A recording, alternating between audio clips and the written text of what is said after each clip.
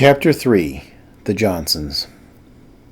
Tecumseh Sherman Johnson Jr., a.k.a. Junior Johnson, sat next to his first cousin and family attorney, Jamal Houston Johnson, in the viewing room of Tecumseh Sherman Johnson Sr. 3 walls were illuminated by the coverage of a chemical attack on nearby Waller County. The broad south wall displayed CNN, and the east wall and west wall displayed ABC and NBC, respectively. The floor was set to the Rescue Channel's helicopter shots. The ceiling was darkened. Jamal Johnson was 33 years old. He had dark skin even by African standards. He stood about 5'7", and in the past 3 years his build had gone from slight to portly. The view chair was possibly too comfortable for him. The temptation was to recline and let the panorama soothe him, but he found the resolve to sit up and ask his cousin a question. "Are you sure you don't have any suspicions?" Even in this intimate setting, even when the Johnsons were uninvolved in the events discussed, neither party said anything that could be construed as incriminating. Universal precautions. "No one I can think of," Junior Johnson answered slowly. "I don't know too many people in Waller County." He paused and then added, "Not really my kind of people." The walls spewed information. Aerial live shots and superimposed graphics highlighting the areas of attack. Diagrams showing dispersal sites. A press conference presented by a spokesman at the ER claiming that between 200 and 400 people were being treated for chlorine gas exposure. The same spokesman also confirmed that there were fatalities, but refused to offer a number. There was a professor jabbering away about the history and composition of chlorine gas. A journalistic field day. Junior Johnson offered up this media criticism. "You know, these people don't suck when they just report, when they aren't spinning the story, when they aren't pounding out their agenda, when they just tell you what happened. They do a damn good job." Jamal Johnson concurred. "Before we spend the whole day panorama, let's discuss family business." With that suggestion, Junior Johnson hit a switch that sold the idea of a virtual gazebo set in the backyard of Tecumseh Sherman Johnson Sr. The real backyard was not quite as wide as the panorama made it out to be, and it featured an always worn-out lawn where the grandkids played. The panoramic version was always verdant and featured songbirds and flowers year-round. It wafted in soft breezes with hints of herbal and floral essence, and it added a gazebo. Junior Johnson maneuvered his V-chair so that he was now sitting beside his cousin, their chairs slanted inward. "First thing, I don't know if my father will regain his speech," Junior Johnson explained, and Jamal started with the onslaught of sorries, but Junior cut him off. "I appreciate that, but the good Lord gives his people crosses to bear.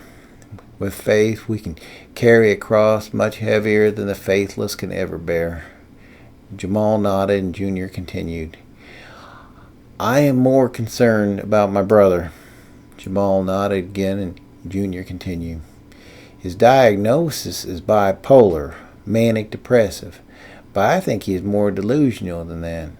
Bipolars hold jobs and function in society. This guy has been telling people that our family is behind the bio attacks."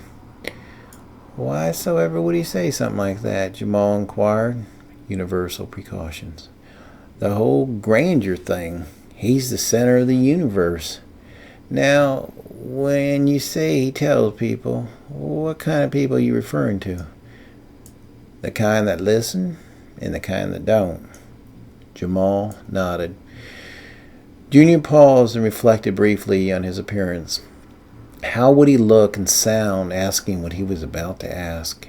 He was about the same in height and weight as his cousin, but they were built differently. Junior Johnson had long arms and legs, whereas Jamal Johnson had a longer torso that made him sit higher. Junior summoned up his poker face and mediator voice to inquire, "What would it take to get him committed?" Jamal replied with a guttural, "Huh?" and continued, "Commitment. Like you commit a lunatic to an asylum? That term went the way of the lunatic and the asylum. What do you mean? In the old days, when men wanted to leave their wives, but couldn't afford the stigma or expense of a divorce, they had the little lady committed to an asylum. Her nerves were bothering her. She worried too much, and sympathy would rain down on the committor for putting up with the committee all those years, and people would say, "Oh, that must have been a hard decision for Mr. Wiggins, while Mr. Wiggins is dancing with his secretary." He paused before summarizing. The legal environment has changed for the mentally ill. There was a long pause as both men soaked in the panorama. Birds sang and flew away only to be replaced by other birds and other songs. The breezes shifted, and with the shifting came traces of lavender and rose and sage. At last, Junior broke the extra comfortable silence. "What then are our options?" Jamal Johnson would admit that he was caught off guard. His uncle Tecumseh, Junior's father, had handled Ulysses' treatment, and no one expected him to be struck speechless.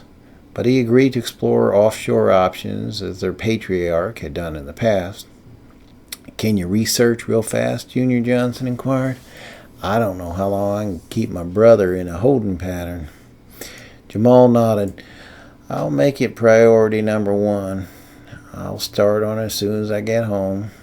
We can't have your brother spreading falsehoods about the family." With that, Jamal rose up from his chair and headed for the door, his cousin following behind him. They shook hands and said good night. Ulysses was a problem, and both men knew it.